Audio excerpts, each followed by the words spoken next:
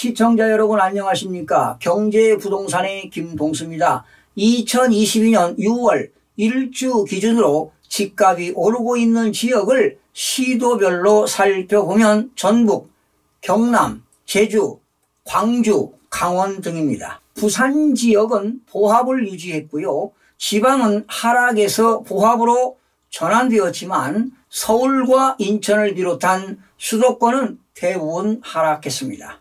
서울 지역은 다주택자 양도소득세 중과 한시 배제 영향으로 매물이 지속적으로 누적되는 가운데 기준금리 인상 및 매물 적체 영향으로 대부분 지역에서 관망세를 보이며 서울 지역 전체가 약보합세가 지속되고 있지만 일부 지역에서는 하락세가 두드러지게 나타나고 있습니다. 강북 지역인 용산구는 주요 단지와 일부 재건축 위주로 상승했으나 노원구, 성북구, 마포구 등 강북 지역 대다수 지역은 하락하며 강북 지역 전체가 하락세를 유지하고 있는 가운데 적게는 1억 원에서 많게는 3억 원 이상까지 떨어졌습니다. 기준금리 인상은 가계부채 증가속도 조절을 목적으로 한 가계대출 규제 정책과 맞물리며 대출이자 부담으로 부동산 매수 심리를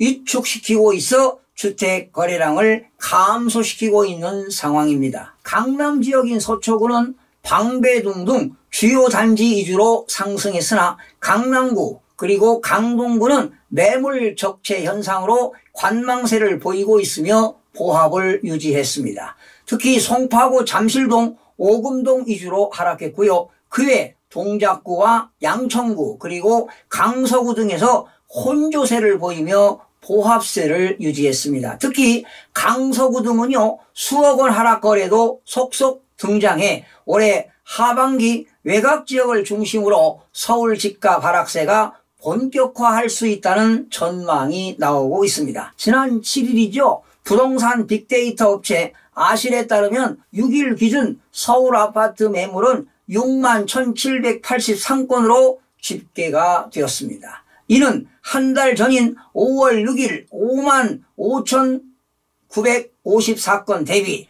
5,829건이 증가한 수준입니다.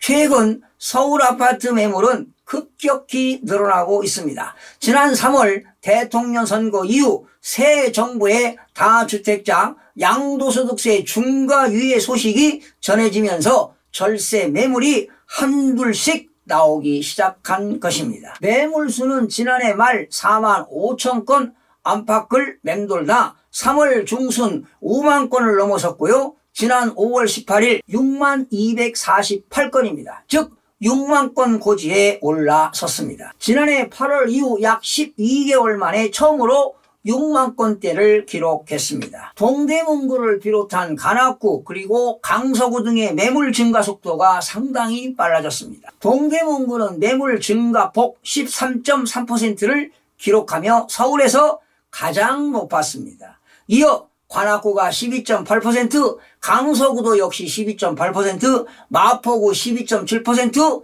용산구도 12.7% 등의 순으로 집계가 되었습니다. 이들 지역은 용산구를 제외하면 최근 실거래가 하락이 뚜렷한 지역입니다. 매물이 쌓이면서 급매로 나온 절세 매물이 하락거래로 이어지는 모습입니다. 여러분, 국토교통부 실거래가 공개 시스템에 따르면 강서구 마곡동 신한아파트 전용면적 59.98제곱미터는 지난달 27일 6억 7천만 원에 거래가 됐습니다. 그런데 지난해 9월 신고가 거래 9억 5천만 원 대비 무려 2억 8천만 원 하락한 거래입니다.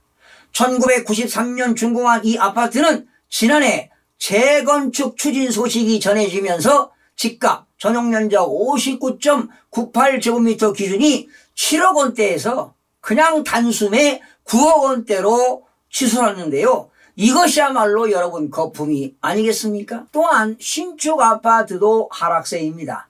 2015년 입주한 강서구 화곡동 강서 힐스테이트 전용면적 128.81제곱미터는 지난달 27일 13억 2천만 원에 손바뀜했습니다. 지난해 8월 신고가 거래 16억 9,500만 원 대비 무려 3억 7,500만 원이 하락을 했습니다. 이 밖에 마곡 수명산 파크 3단지 그리고 우장산 아이파크 이 편한 세상 등 실수요가 높은 단지임에도 불구하고 역시 1억에서 2억 원씩 하락을 했습니다. 송파구 잠실동 리센치는 지난달 18일 29층 전용면적 84.99제곱미터가 22억 5천만 원에 거래가 됐습니다. 직전 4월 17일 같은 면적 17층 실거래 가격은 26억 5천만 원이었습니다. 약 4억 원가량이 떨어진 것입니다. 같은 송파구 가락동 헬리오시티의 경우 84.99제곱미터가 지난달 21억 5천만 원에 거래가 되었는데요. 올해 초 23억 7천만 원 대비 실거래 가격 2억 2천만 원이 떨어졌습니다. 이렇게 급급 매물은 가격이 떨어지고 있지만 전반적으로 매물을 보게 되면 호가가 빠르게 떨어지고 있지는 않습니다. 매수세가 없어 매물이 쌓이고 있는 상황인데요. 어쩌다가 급급매만 거래가 성사되고 있습니다. 그렇다면 올해 하반기 서울도 집값 약세가 본격화할 가능성이 매우 높습니다. 수도권 지역인 인천 연수구는 송도동과 연수동 대단지 위주로 매물이 적체되고 있고요. 서구는 원당동과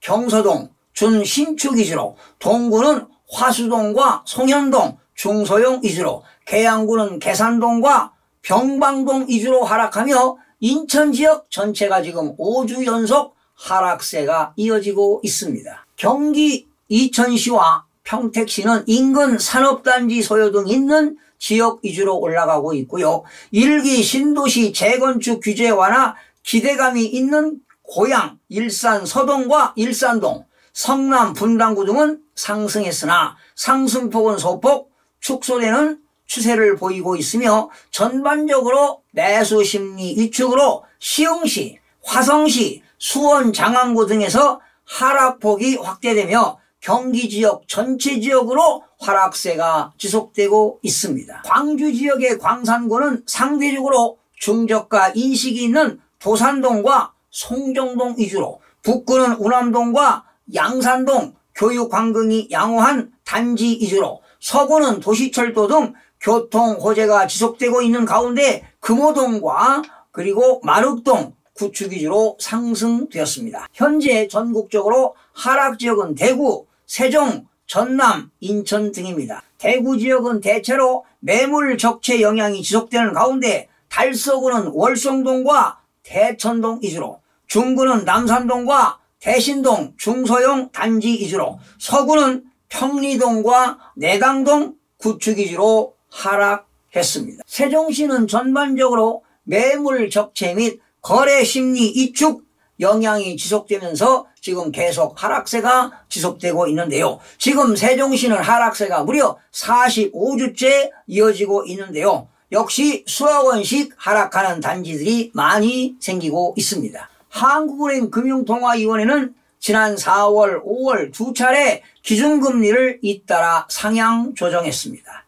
10개월 만에 5차례 인상으로 기준금리는 1.75%까지 치솟았습니다. 금융통화위원회가 물가 안정을 최우선시하면서 하반기 7월부터 금리 인상 기조는 계속될 것으로 보입니다. 아마도 연말이면 기준금리가 2.5%까지 올라갈 수 있습니다. 금리 인상은 매수 심리를 위축시킵니다. 한국부동산원에 따르면 서울 매매 수급지수는 최근 4주 연속 하락에 90.2까지 내려앉았습니다. 돌아오는 8월이 임대차 3법 시행 2년 차로 계약갱신 청구권 만료 시점이 도래하면서 전세 대출이 늘어나면서 전세값이 오르고 다시 매수세가 붙는다면 서울 집값은 상승하겠지만 금리 인상 부담으로 전세 수요의 매매 전환이 저조하다면 서울 집값은 지속적으로 하락할 것으로 보입니다. 시청해 주신 여러분 고맙습니다. 유익한 정보로 다음 시간에 찾아뵙겠습니다. 마음이 드셨다면 구독, 좋아요 꼭 부탁드리겠습니다. 고맙습니다.